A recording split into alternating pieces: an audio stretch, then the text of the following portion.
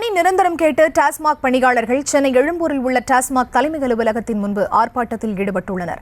இதேபோல் ஈரோடு, தருமபுரி, தூத்துக்குடி உள்ளிட்ட மாவட்டங்களிலும் டாஸ்மாக் பணியாளர்கள் போராட்டத்தில் ஈடுபட்டிருக்கிறார்கள். விவரங்களோடு இணைகிறார் எமது செய்தியாளர் ஜெரி. அவரிடம் பேசலாம். வணக்கம் ஜெரி, என்னென்ன கோரிக்கைகளை முன்வைத்து டாஸ்மாக் பணியாளர்கள் இந்த போராட்டத்தில் ஈடுபட்டு வருகிறார்கள்? விவரம். வணக்கம்.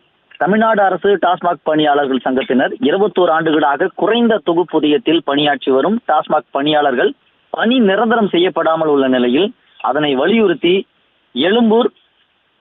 சென்னையில எழும்பூர் பகுதியில் இந்த ஆர்ப்பாட்டத்தில் ஈடுபட்டனர். அது மட்டும் இல்லாமல் தமிழகத்துல பல்வேறு பகுதிகளிலும் டாஸ்மாக் ஊழியர்கள் இந்த கோரிக்கைகளை முன்வைத்து ஆர்ப்பாட்டத்தில் ஈடுபட்டனர்.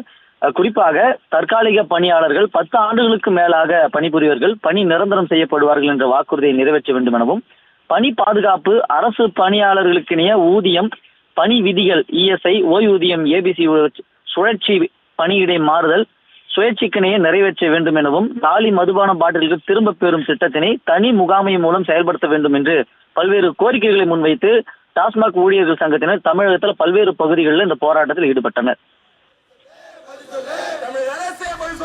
விவரங்களை வழங்கியமைக்கு நன்றி ஜெரி.